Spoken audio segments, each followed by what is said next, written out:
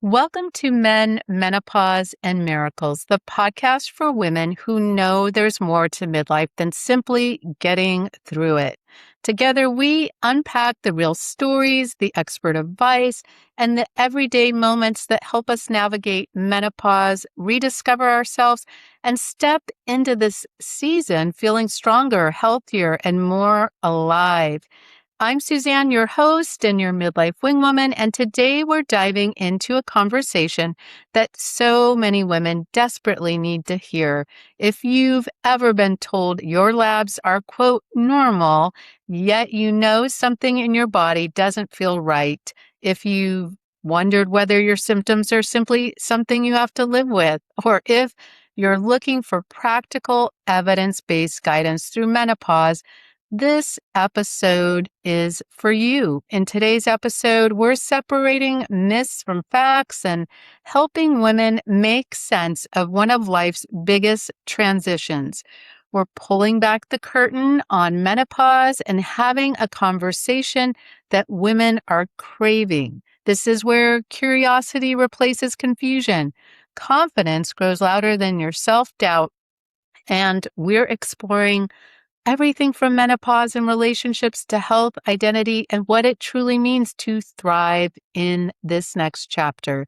This is episode 61. Menopause isn't just hormones. And joining me today is Dr. Christina Enzmann, a board-certified gynecologist, certified menopause practitioner, as well as a specialist in functional medicine and nutritional endocrinology located in Maryland. And what I find especially interesting is that she's also the founder and physician of Gin and Tonic. You heard me right, Gin and Tonic, where she combines traditional medicine with a functional approach to help women navigate menopause, hormones, metabolic health, and so much more. Welcome, Dr. Christina. Thank you so much for being here today. Thank you, Suzanne. Very excited that we have this conversation finally. Yes, let's get it out there. Let's get it to the masses, right? The menopause masses. To let our listeners connect with you a little bit, tell us where you are on the midlife meter. I love that. So I'm 54 and I have long went over that bridge of post-menopause early. I was like 45 when it started really hard, and with 48 it was over. So that's where I am. Wow. I mean, I actually have a girlfriend who's going to be 56 this year and still in perimenopause. So it is amazing that even though we have similar experiences, some happen early, some happen much later. And for you, what did you, outside of medicine, what did you think menopause was going to be about? I thought, well, I'm going to have some hot flashes and I'm going to take some hormones. Again, I'm a gynecologist. I was kind of always thinking that's what I'm going to do. That's going to be it. Mm-hmm. And then what was the real experience? Reality was like, all of my patients and clients, it's like this entire midlife conundrum. You don't even know what's happening. Because most of us are in the middle of their careers. We are way overdoing it. We have family, we have stress. Maybe we have divorces, we have jobs we don't like, or we think we do like it and it's just not good for us. So it started with me basically being a young attending at a big hospital and getting myself a big collection of knee-high boots because I could never wear these because I have really skinny legs. So I found a company that had these, they had them in all calf sizes. So I got this new collection and I was wearing them to work in the office. And, my experience was I got hot legs. That was really my biggest problem. I wanted to tear these shoes off my legs, and that I was always cold usually. So that was my first. And, I was making jokes like, come on, this is menopause or what, but I didn't really believe it. I just thought this is just, who knows what. Right. But this was really the beginning. And then I just Yes. started to feel warm all the time when I was cold before all the time. So I found this actually not so bad. But, the Yeah. real stuff then came, with really like a menopausal rage, like when you really don't know who is that person. Um, Right. Palpitations at night that many of my patients know. You wake up, you think you have a heart attack, Wow. GI issues.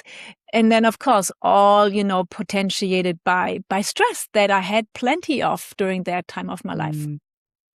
Yeah, you described it well. There is so much going on. I too had something with I call it a little grieving ceremony where um I thought my foot had grown or something, and I was like, "Oh, I was buying," like, I don't know if it had also expanded, like, my body was I definitely did that in menopause, so I bought bigger shoes, and then this nice collection of shoes I had, it was like, "Oh, we're not gonna wear heels, you've got joint pain, like, this is not happening, you need some comfortable shoes," and so, um, yeah, I had a different but similar foot thing going on, and like you said, having these favorite shoes, but then having to kind of say, "Until we meet again."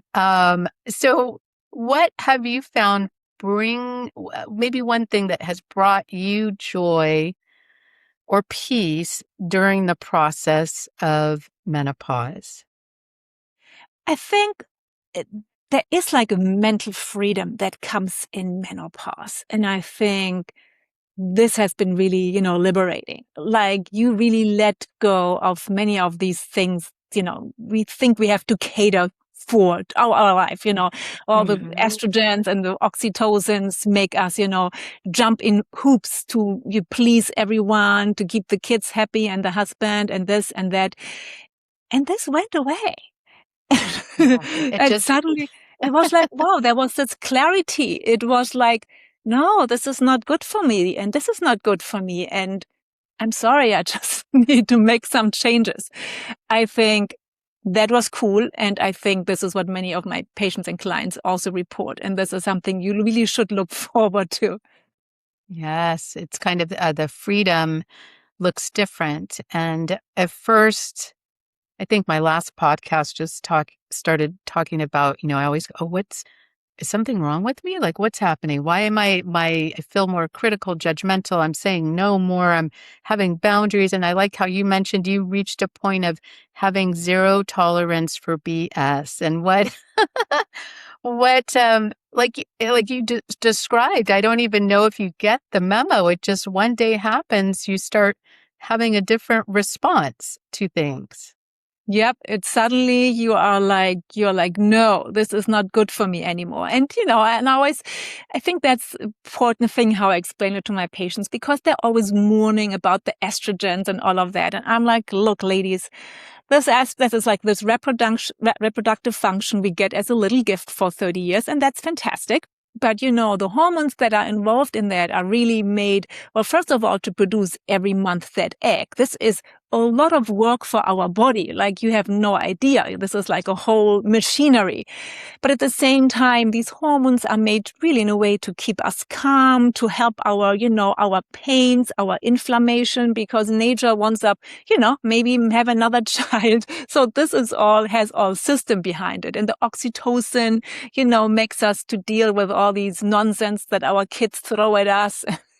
And hey, once that goes away, you're like, this is not bad. Really, ladies, this is not bad. This goes away and this veil goes away and you're like, okay, well, this is a task like these younger ladies can really do now.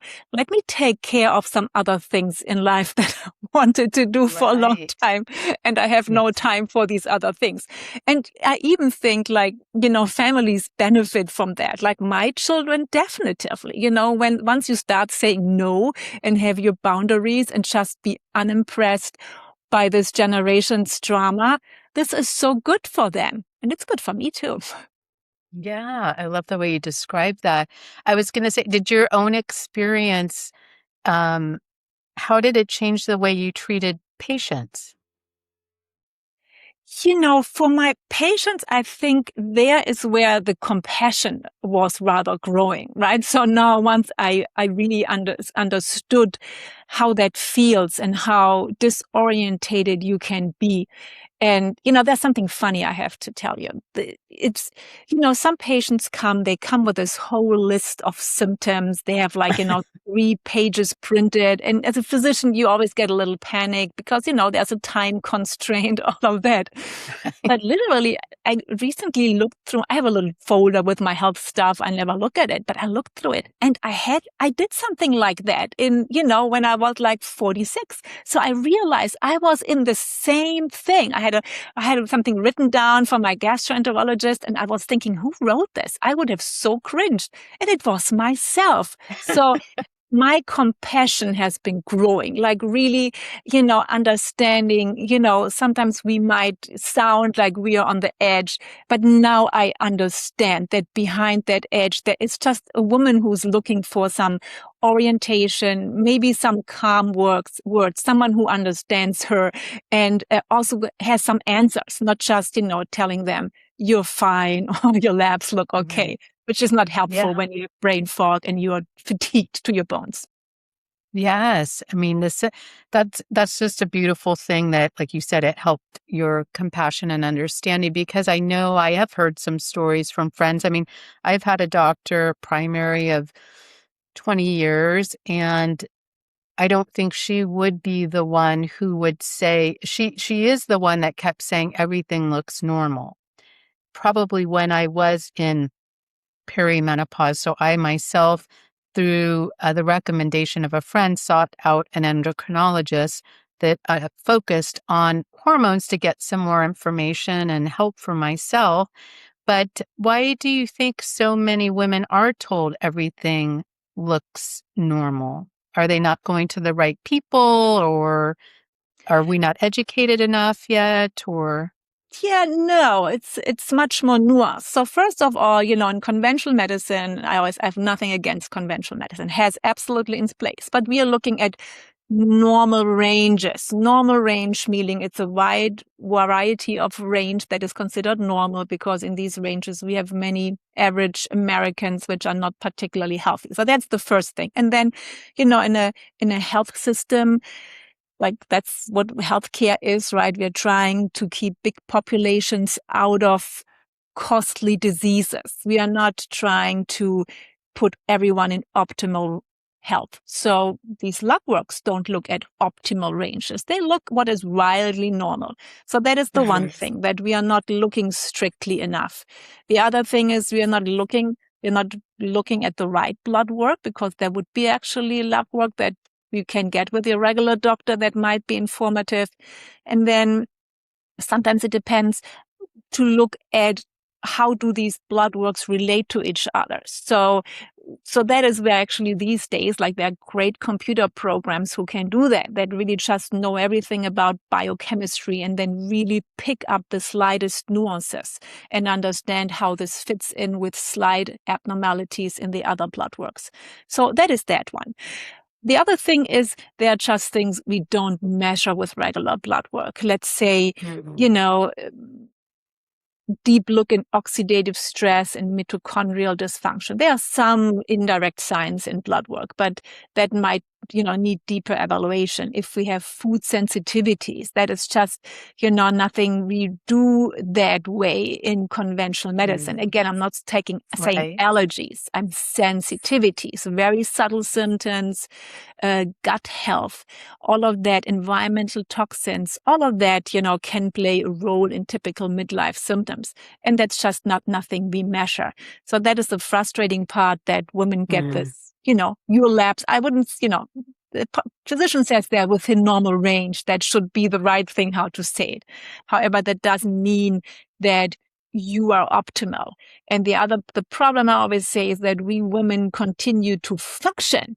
So it's kind of really a functional problem, because even that might not be optimal, we continue to do our things because that's what we are used to do. So no one picks up that this is actually a problem and we are not doing well and there are things to improve. in terms of fatigue and symptoms, I just want to mention one thing because it comes in my head and it's such a striking thing that there is a good amount, and I forgot the number of women actually in the workforce. I forgot the percentage, but it was tremendous of how many women leave the workforce in the middle of their career due to menopausal symptoms. So imagine. Yeah. So because we Yeah. just can't, we lose trust in ourselves. We think something is wrong because no one explains it to us and no one gives us the right solutions and the right answers. Yeah, that is something very important to note. I mean, I know for myself personally, the brain fog was so bad that I, speak to people for a living, and I could not remember what you just said. I just said, and so that like devastation of like, how am I going to function in my workplace outside of all the other things that were going on, joint pain. So, you don't feel like you talked about optimal or your best self. You're stressing on top of stress because you're wondering what's going on. And when did you know that you wanted to specialize in menopause, hormones, and metabolic health? How did that come about for you? Yeah. I think that really happened very early after I came out of residency here in the US. So first of all, for everyone, I have a very strong German accent because I'm German. I've been living here since 20 years, but it doesn't go away. So I started my career in Germany and then ended up for family reasons here. So I did then my residency again here in the US. So I was a little bit on the older side, not terribly, just so, I was always interested in hormones, and probably I would have done a fellowship if I wouldn't have had 2 kids, and I was just done at this point. But so I loved hormones, and it was at the time we already, we were giving hormones. So it was, of course, long after the WHI study, but it was like the Menopause Society was, starting to push out that information. So what, 2010? No, what am I talking? Yes, 2010, they were really lobbying heavily for people to understand, no, hormones are actually safe for most people.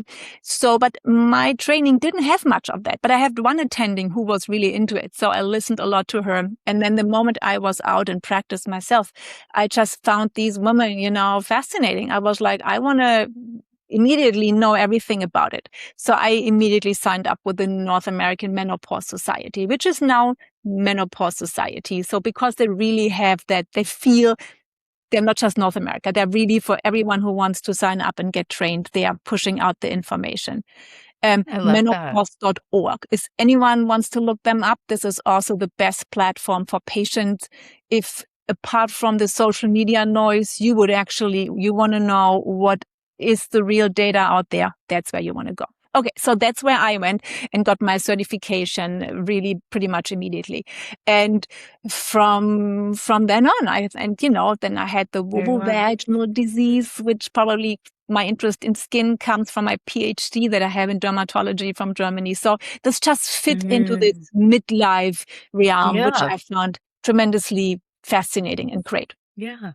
I love that everything lined up or aligned and with all of your interests. And I thought, oh my goodness, when I was researching this, I was like, there's a menopause society. I have not heard about this. And thank you for highlighting a place to go. I know the last time I was in the corporate workspace, one employer did have Maven, which was resources for women around menopause. And I thought, oh, how forward thinking to have this available for whether it was coaching or therapy or just any resource to help a woman out who's going through things and looking for answers, or like you said, someone just to give them peace of mind. But um, yeah, so that has kind of lined you up to where you are today. What do you feel is one of the most misunderstood things about menopause?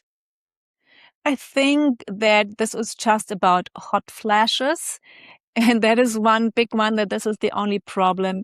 And I think the other one is like we associated, I think, with this accelerated aging and a time of disease And maybe, we have the picture of that granny in our head, who's sitting knitting.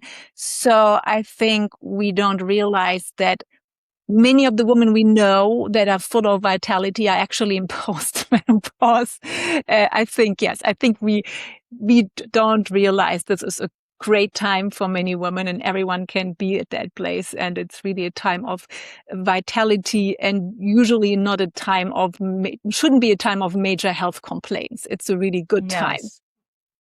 Yes, and that is something to highlight for those that are starting peri in menopause. I know for me, my body shut down where I had to change my exercise programs and just the way I treated my body. Um, but when you're in it, you think, you don't see the end in sight. You wonder what's on the other side.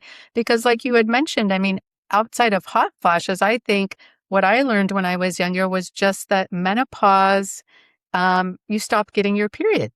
And I was like, okay, I can't wait till that happens. And that is the limited thought of what I thought the experience was going to be. And I feel like it really is a journey to a transformation, right? A transition, a going through. It's not a one and done. And for you getting into functional medicine, how would you describe that to people that aren't familiar with what functional medicine is?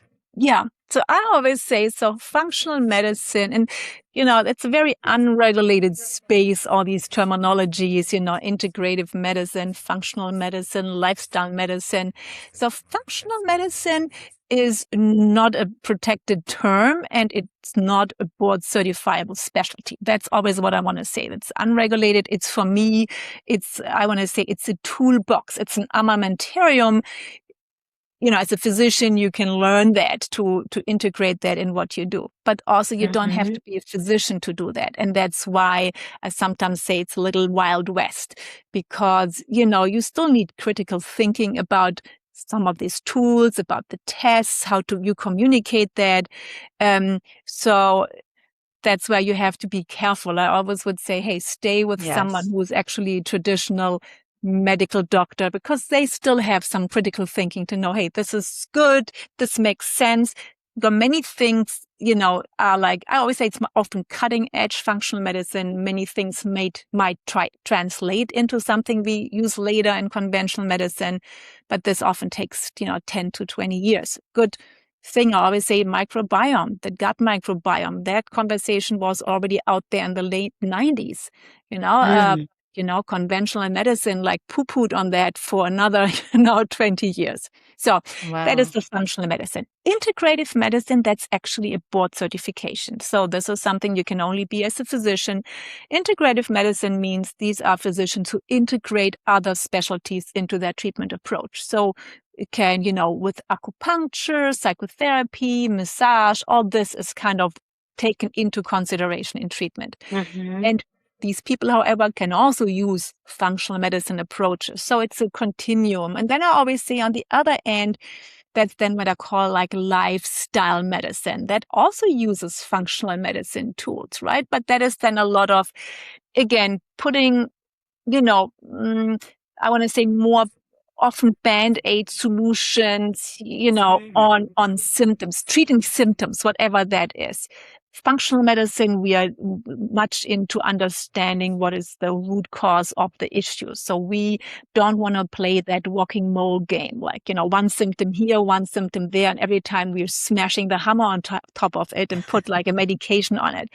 No, we don't like that. We want Yes. to know where is that mole down there, and let's just get rid of it. So Yeah. this is how I like to explain it. Yeah, and I love that because and thank you for that. I know when you had shared that with me, functional medicine not being regulated or board certified can come across as the wild, wild west when everyone and their mother may want to jump into this time that we're having where we're talking about menopause and there's all these products and people are on social media. And so, take a pause, listeners, and maybe research the person who's, telling you about things and ask yourself the question, why or is it for me? And Just take a pause from clicking, purchasing something and going down that path for a quick fix. And what are their credentials? What are their credentials? And whatever they are saying is this just the end. At the end of the website is purchase that product. That's then I would be like, Right. well, maybe, this is a little biased. Yes. Yeah. What lifestyle changes have you maybe made recommendations to some of your patients before getting into medication and seeking that path? What are some things that women can just start doing today before Yeah. they jump into? Yeah. I give you my favorite hit list. Okay. So I start with blood sugar, right? And I know listeners are like, well, how do I know when my blood sugar is doing? This is the most important thing. And just to understand that as we transition through perimenopause, we become more sensitive to our blood sugars, insulin resistant. You might have all heard about it. I'm not going to get deeper into it. However, the one thing it's calling really metabolic distress. And that is worsening hot flashes. That's feeding your fatigue. It's causing your cortisol to rise. It's giving you the belly bulge. So that is the first thing you need to address. And the way that's really quit the sugar. That's really it. Quit the sugar. That's for the ladies who still, eat a lot of that or have their sweet drinks. The next thing would be if you're eating already very healthy, try to go for less carbohydrates for a while. I'm not saying no carbohydrates. I'm not a keto girl. We need carbohydrates, but this is a time of transition. You want no blood sugar roller coasters. So do that and get a hemoglobin A1C from your primary care physician. And if he says this is all normal, don't believe it. It should be less than 5.4. So that is that. Blood sugar is number one. The next thing, and I've just, I have many patients. They just said, thanks, Dr. Enzmann. That's the only thing I did. And my hot flashes went away and I'm good. So this is how easy it can be. Okay. Not to take away from all of the other girls who had plenty of other problems, but sometimes that's really that's why it's a big, big bang for you. The second, I would say, if you now stress, right? So if you don't, so protect your sleep. And I know the issue often is I can't sleep, but so start with sleep hygiene, turn off the lights, stop the screens at night. And I know you have been doing this for decades. It's different in perimenopause. So our cortisol signal is already rising. So everything else now is kind of wilder. So make sure you take some magnesium glycinate at night, 300 milligrams, protect your sleep, go to bed prior to 11 p.m. It doesn't matter if you're saying I go to bed at 1 a.m. and I still sleep 8 hours because you can't shift the sunlight and the circadian rhythm. That has been shown. So go to bed prior to 11 p.m. to get through all the sleep cycles. That's important to lower your cortisol level the next day and to not send your blood sugar on a roller coaster. And then caffeine. Girls, I like my coffee too. But if you're on perimenopause and you're fatigued, you're having hot flashes, you don't even know what's going on, the coffee needs to go for a while because that is sending the wrong cortisol signal right in the morning. And opposite to what you have been hearing, it still affects your sleep at night, even if you've been drinking it in the morning. And it affects your gut microbiome if you additionally drink it on empty stomach. So just let it go for a while. We need focus on your cortisol, the stress level, and good nutrition and, blood sugar stability. So that is the heavy hitters. And for ladies who do a lot of exercise and who think they can muscle their body into losing weight by doing more and eating less because that worked when they were in their 20s, I have bad news. That is not going to work anymore. You're going to make things worse because that stresses the body if we don't eat enough and if we over exercise. So that is the other thing. And that's a complex conversation, but just so you've heard that.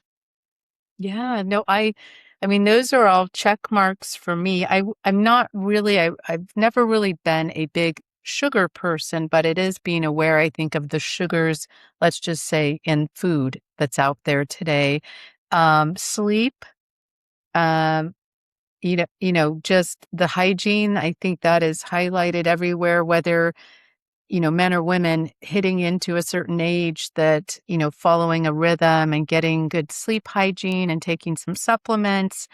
The body one, I definitely learned, I think, a little too late because I was in my 40s doing CrossFit and I loved the feeling until when I was in perimenopause, kind of without knowing it. That's where everything hit my body. The stress I was putting on it, the joint pain, all the things flared up, inflammation, and that really took me by surprise because again, I just wasn't educated about it until after the fact. But that's a very important one for people that love to go hard. This may not be the time, or hard looks different. Yeah. I know I do a lot more walking, yoga, things like that, that I just had to change things up. Where do hormones fit into the picture? Is it something that every woman should be on? It should be if you only, have maximized symptoms. Yeah. Let me answer this in 1 second. There was one thing I wanted to add because right now out there, it's like protein, protein, protein. And what I Yes. want to let you know, don't let the protein outcrowd the fiber. So if you ask me what Mm. to do is first increase your fiber. Fiber 1, 2, 3, because that is going to help your inflammation indirectly. It's going to help the good gut microbiome. That's going to help your metabolism, all of that.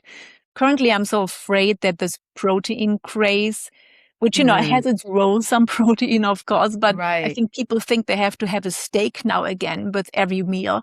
And digestive function is already poor. And, you can have 5 different types of meat every week. It's not going to increase your gut microbiome. But if you have different types of fiber ingredients, it will. So just saying that I wanted to No, add good. to important. Yes, Yes. that's a great because it is out there, the hype, and it's easy to follow again, especially when you hear the message so much. It has to be true, right? But again, taking that pause, working with someone that has some expertise to walk you through things. Now, that's a great, great point. And so, yeah, back to hormones. How do you feel those come in for women and Yeah. what you So recommend? hormones,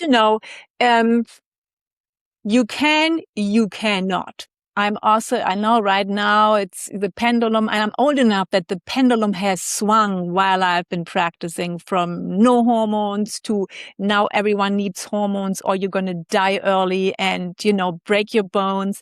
I'm always just like, no, this is not how it is. So first of all, I want to clarify it since like at least 2010, since I practice, it hasn't been like no hormones. Many physicians, most hadn't heard of it, but the Menopause Society has been out there the entire time educating people, and I've been prescribing it since then. So first of all, there's nothing new about that hormones are available.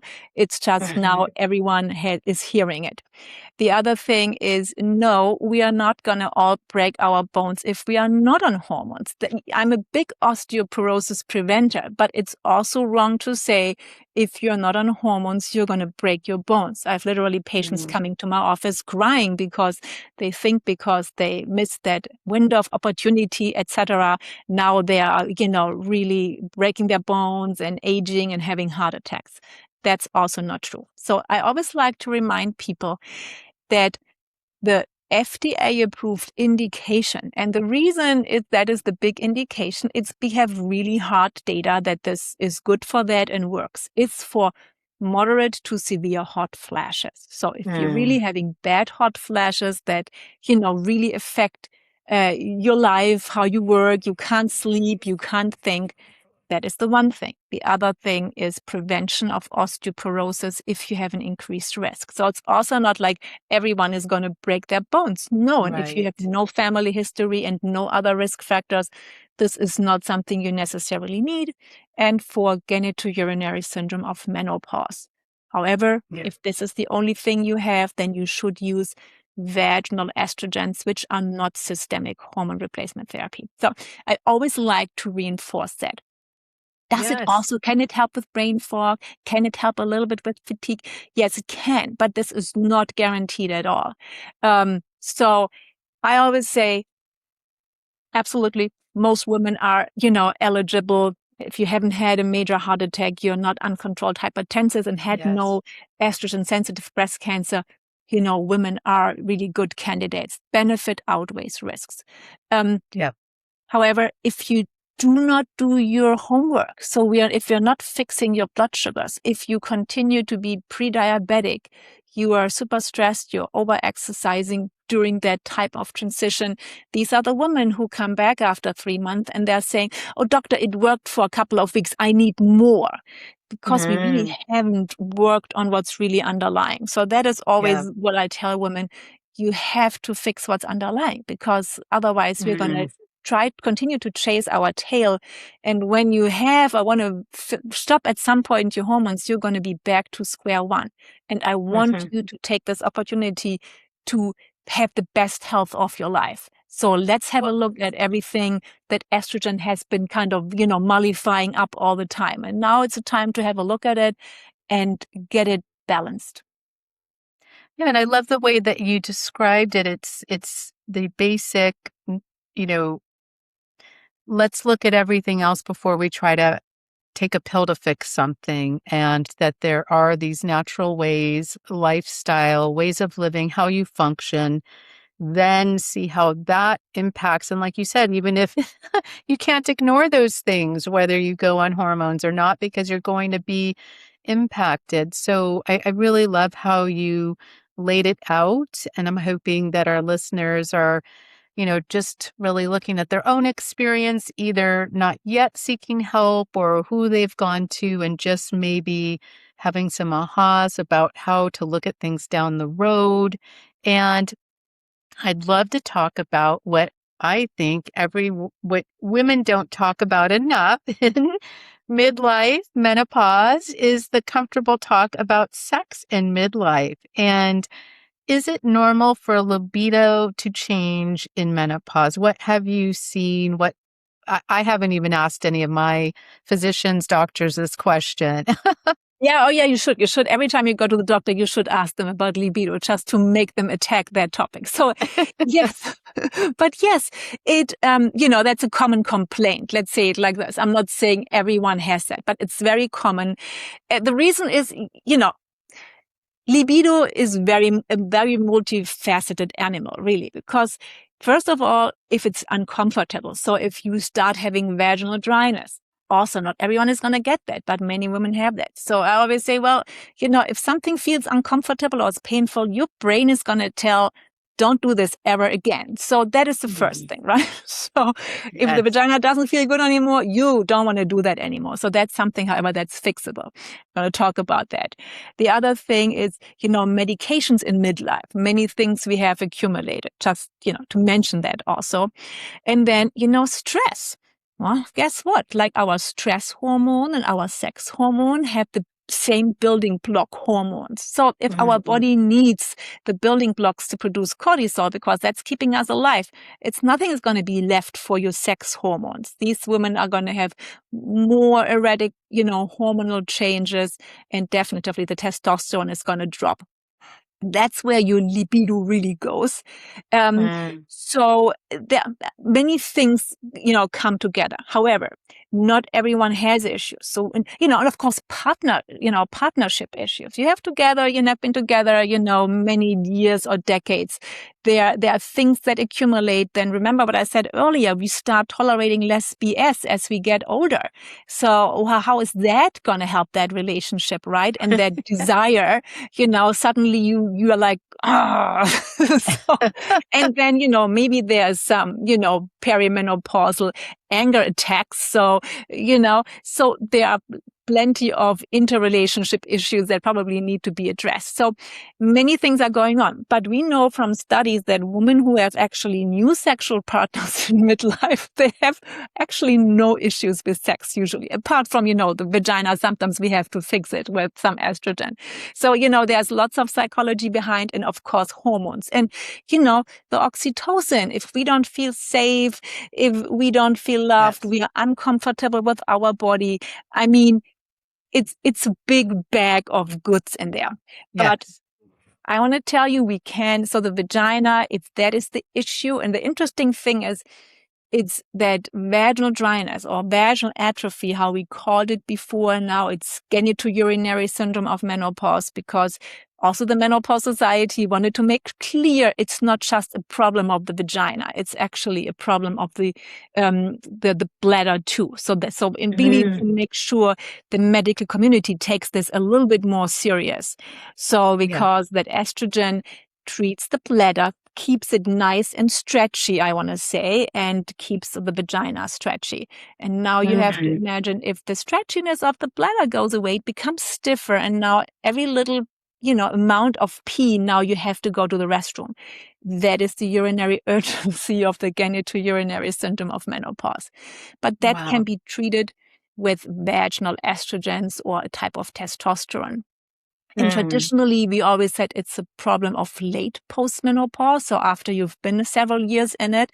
But really, in my clinical practice, I see it often very early. It's often the earliest Yes. sign. Suddenly, that lady in her 40s gets urinary tract infections out of nowhere, or even the dryness starts, particularly in women who didn't have vaginal birth. So these women get very early vaginal symptoms. So just so you know that. So Yeah. did I answer that question about Oh, yes, you did. let's Yes, talk you more did. And about I the do. sex. Oh, you did. There's so much there, I know. And I think what I liked is that you tied the fact to the psychological piece, which would be for a woman or a person really at any age, is that, well, one, when you're in peri and menopause, like you talked about the stress, all the changes, do I feel comfortable in my body? There's all of these layers then on top of something that is also physically happening. And so, just being kind to oneself, to recognize, to treat yourself as a whole person, right? To not just, oh, something's wrong with me, let me fix this physical, or similar how you describe taking hormones. Oh, something's wrong, let me just throw some hormones at it and then I hope it goes away. It's like really, I say that your body, is getting your attention and there is no choice to ignore it anymore. It's pretty hard to ignore the things that are going on. This is the time to have those conversations with yourself, your body, and with a professional that can help you out. And also I love that we're in a time that, and I did want to highlight when you talked about hormones. I think my mom, she's my biggest fan, listens to the podcast. And I think through all of this, she wonders, as someone at 78, did I miss out? Do I need to go and get hormones? Are my bones going to break? And I loved how you kind of normalized that, yes, there are things out there, but it doesn't mean that that's going to happen to you, because fear starts to set in. Did I miss out? Did I do something wrong? And yeah, I love how you just again tied all the pieces, mind, body, spirit, together in a sense that all of them should be working together and that we should address them all. And I did have a friend, like I had mentioned, that is just going into is in perimenopause, so late in life, but one of the first signs that she experienced was what you were talking about, with the things happening with the vagina and sex and, oh my goodness, what do I do? And no one told me. And, if you don't have, your friends aren't going through that, then you're like, who do I talk to? But again, we're in a day where there's a lot of resources. Like you described, the Menopause Society. I still love that name, that there's a whole society for women out there to get some information. Um, and intimacy with partners and things like that. Those, I don't know if you even go that far to in your practice to guide women on how to address what they're going through with someone else, whether they're married or they're having, single and have sexual partners? Yeah, that is super important because, often either they don't want to talk about it or, at some point the partner feels rejected. There's so many things going on. They don't talk about it. Again, there's a whole elephant in the room that's gonna come up. And I often tell them, bring your partner, with you. Let's talk about it and let's just explain him what's going on. This is not him.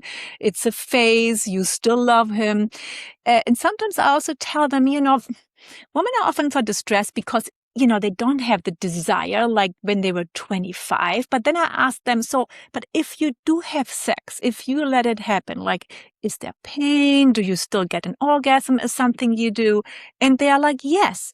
And then I tell them, look, you have to make to make this obstacle a little smaller. Don't expect you need this Masters and Johnson response. Like you first get this big desire and then no, we know from Masters and Johnson, you can start somewhere in the middle. You can also just say, make the decision, I'm going to have sex with my partner now because I like him. I want to be close to him.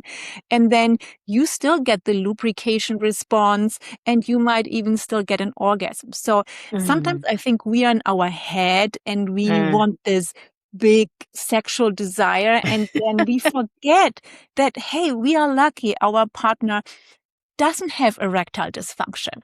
That happen. I have patients, they would love to have sex, but they they have no partner or the partner.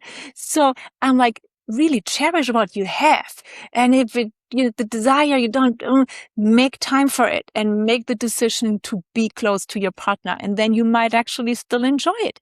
And it's still going to help you, lower your cortisol most likely. So sometimes we are also a little bit in our own way because I understand because we are scared and we don't understand what's going on. But I always try to soften that a little bit with my patients and tell them, let's just keep doing it.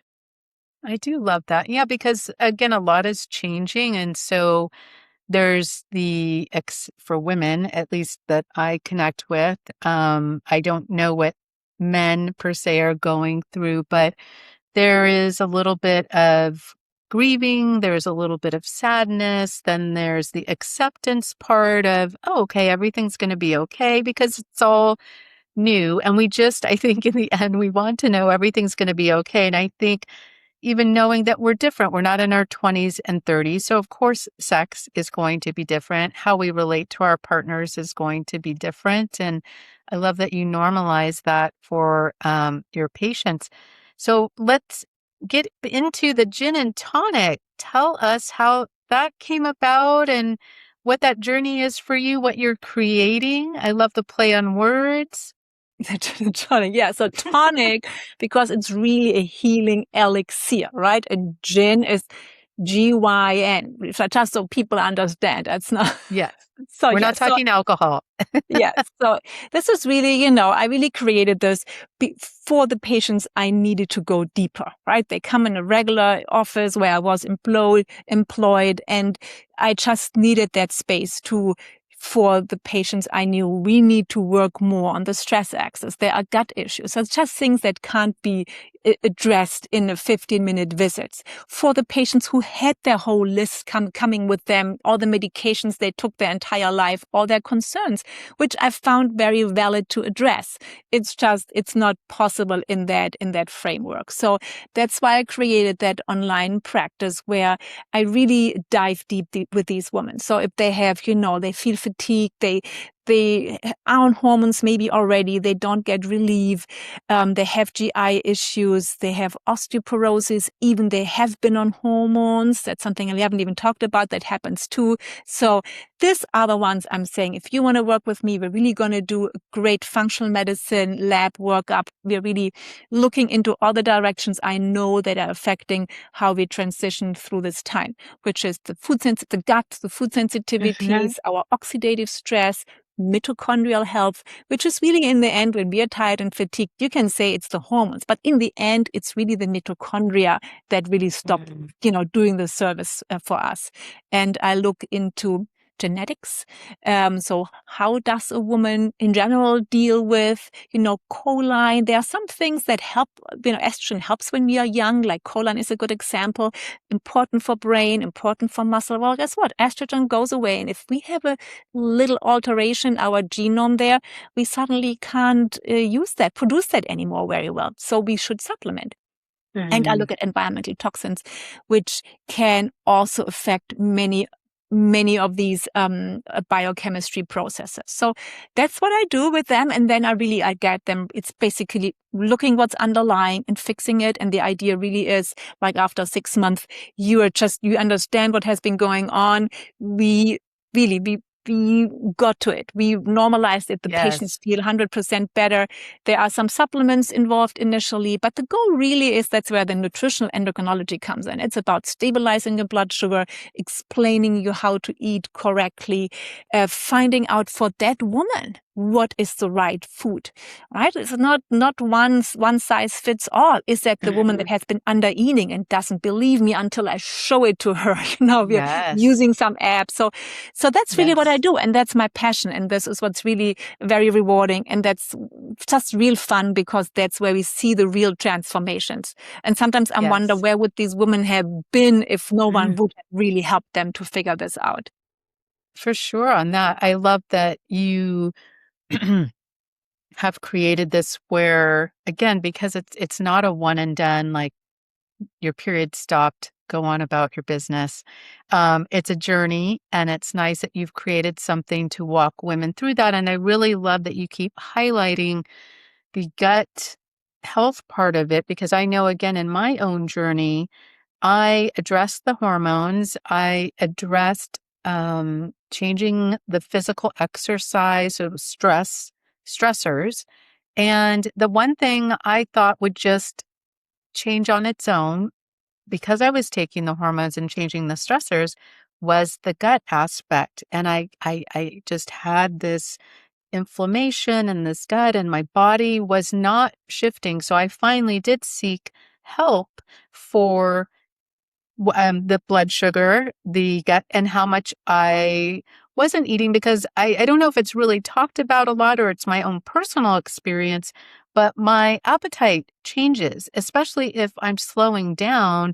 I don't have this huge appetite, but it doesn't mean that I need to undereat. And being conscious of that, as you described, I think there are many women that have not put that together yet. And especially if they're hearing the protein, or what was the other one? Take your collagen. Those are the two things you just hear. And yeah, you've really highlighted in our talk today just how that plays a key role. And I hope many of the listeners seek that out for themselves, because it does make you feel better in your body and your mind. And it really, really affects everything in your mood. And I love that gin and tonic for you. Obviously, it seems like a midlife kind of reinvention or transformation. And for other women who feel called to start something in their 40s and 50s,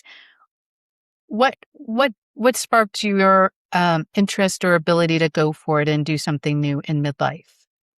Oh, I just needed to leave corporate medicine. I just was tired of being told the nonsense. The normal things, told what to do, how to do it. Perfect respect. But there comes the time when you're like, I actually know how to do that better, and I have my own idea. So I think that's really it. And you're just like, you're ready and you have an idea. And it's the time when I was like, the kids are kind of mostly out of the house. Sometimes they move back in when college has a break, which is real nuisance.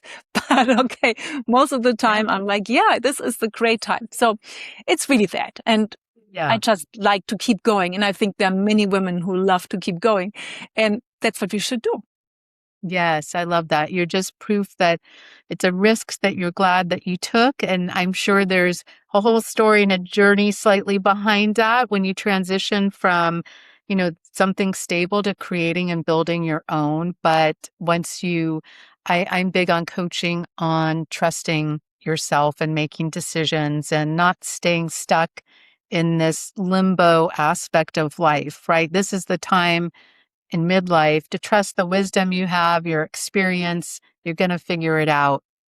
And there's plenty of women to stand alongside by you, so you don't have to do it alone, that are going through this. If there's women listening today who walk away remembering just one thing about menopause, her health, and trusting her body, what would you want that one thing for them to know at the end of our time together today?